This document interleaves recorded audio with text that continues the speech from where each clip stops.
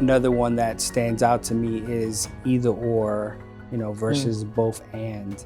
And I say this because, when the church called me to be an associate, it kind of had to think, do you have one full-time minister or, part-time or something like this? And they embraced the both and, right? What it is to have multiple pastors serving a community, working together, for the betterment of the people. And so, moving forward, it isn't, the either or is, we want someone exactly like this, or we don't want nothing, right? I think I think we need to name. We can't replace you. Right? You brought special gifts. You brought who you were.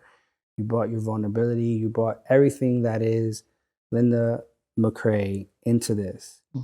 And so we can't just scoop up who we think is another Linda McCrae and just put you into this space, right? The community is different.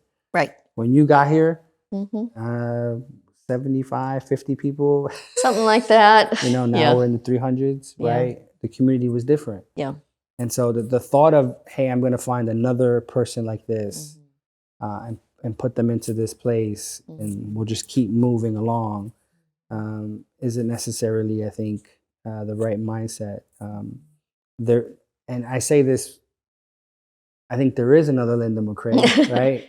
In the sense of there is another person who has the gifts and qualities, the temperament, to walk alongside people in transitional moments to help them move forward. It's not going to look exactly like you, but there is another. Yeah, and one of the things that sometimes happens in transitions, I mean, I've definitely seen and heard about this in other congregations is, I've been here a long time. We've had a good run, a lot of affection. I feel a lot of affection. I feel a lot of affection from people here. And one thing that sometimes happens is that, when a pastor leaves, like people out of a sense of affection, sort of withhold or draw back from the next person. It can be in terms of, just showing up, working, being involved. It can be in terms of giving, right? Like, I'm going to wait and see, I'm going to wait and see what this next person is like because it's because I liked Linda, right? I was comfortable with that. And so that's another thing I think just to be aware of.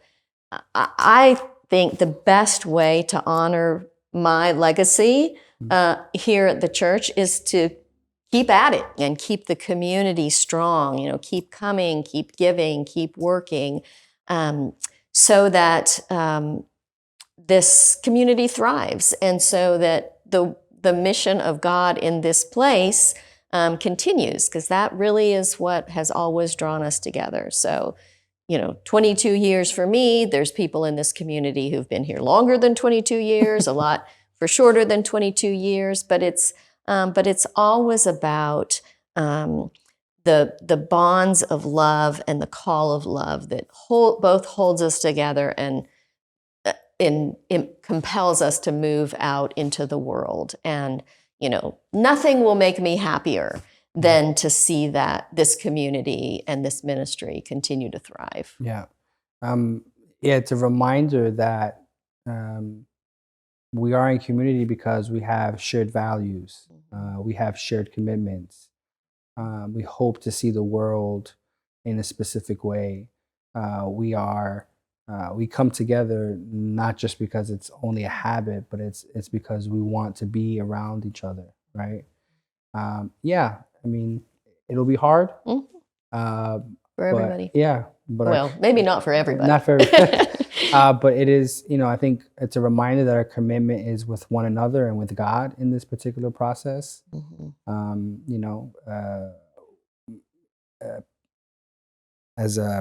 There's a phrase in it, pa'lante familia, is, move forward family, just continue to move forward. Because I think that is, the task that we have is to move forward. Yeah, and in that moving forward, I think, it definitely takes some courage, right, to move into the unknown, and that's what we're talking about, and that's why it's hard. I mean, there's the grief and the loss part of it, of losing, a pastor, but then there's also like we just don't know what's coming next. Mm-hmm. And as I've thought about that, I have this mantra that I carry around in my head. It comes from like 20 years ago. I heard it from a supervisor when I was in a clinical pastoral education setting. And it's very simple, and I've preached on it before, but it's just that clarity leads to courage. I mean, it's sometimes hard to, muster up your courage, but if you are clear about something, Mm-hmm. that is a huge help. And so that's part of, I think, what has helped me step into this change for myself. I mean, I'm almost 64. I could work a few more years and be fine. And there's just come this moment, this sort of clarity over the last year or so about this being the right time. I've always wanted to stay long enough, but not too long. And so in a sense, for 20 years, I've been asking that question. Have I been here long enough?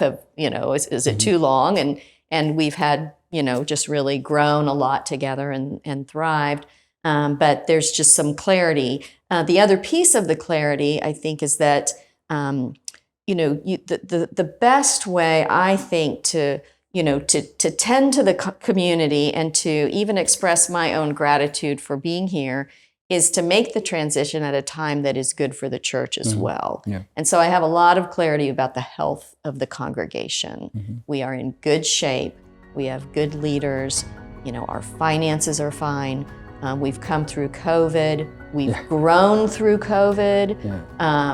Definitely changes. But so anyway, so that kind of clarity about it being both a good time for me and a good time for the church, I think is helping me at least step into this unknown next phase, and I hope can for the congregation as well.